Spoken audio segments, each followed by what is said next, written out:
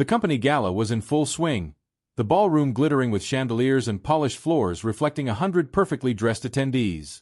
I had spent the day trying to ignore the uneasy feeling gnawing at my gut. Emily had insisted on going, claiming it was just work, but I couldn't shake the sense that tonight would test more than just her professionalism.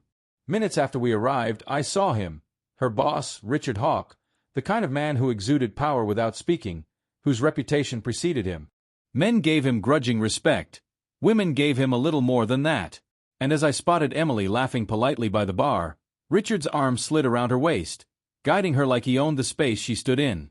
"I'll claim her as my date tonight," he said smoothly, loud enough for the few around to hear, including me. His tone was confident, bordering on arrogant, the kind that made others step back unconsciously. Emily smiled awkwardly, a flicker of discomfort passing over her features.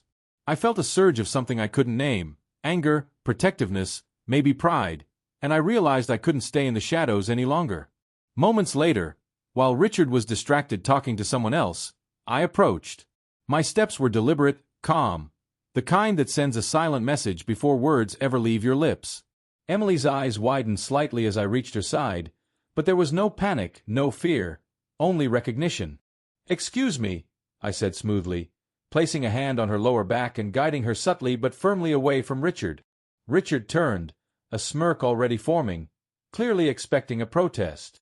Instead, I simply said, "She's with me tonight."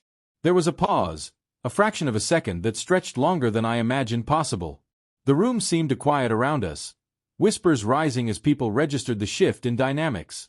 Emily's face went from awkward discomfort to something else, relief, gratitude, a spark of admiration I had never needed before but felt deeply now. Richard's smirk faltered for the first time that evening. His alpha posture, the confidence that had made everyone else hesitate, suddenly seemed brittle. I was just, he started, but I cut him off with a look that needed no words. My presence alone, calm and assertive, spoke louder than any argument. Emily stayed close, letting me guide her, and I felt her hand brush against mine, tentative at first, then more intentional. I leaned in slightly, voice low enough for only her to hear. "You don't have to deal with his games tonight. I've got you." Her shoulders relaxed, the tension leaving her body in a visible sigh. Around us, whispers grew louder. People began to notice that the balance had shifted, that the boss who had seemed untouchable was now facing someone unwilling to yield. I saw respect, and perhaps a little fear, glimmer in Richard's eyes. The rest of the night played out differently. Emily smiled, but this time it was genuine, not the forced courtesy of someone trying to navigate a dangerous professional river. I stayed close, a subtle shield around her, and she leaned into my presence, letting go of the anxiety that had been apparent since we walked in. By the time the gala ended, Richard had no choice but to acknowledge the unspoken truth. His alpha bravado didn't extend to me, and my calm decisiveness made him powerless in ways words could not express. Emily and I left together, arm in arm, our bond stronger for having weathered the night's tension.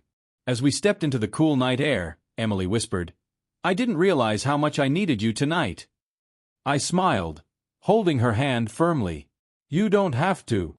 That's what I'm here for." Sometimes, true strength isn't about who claims power over others. It's about standing firm, protecting what's yours, and making a move at just the right moment. Tonight, I did all three, and the look in Emily's eyes made every calculated step worth it.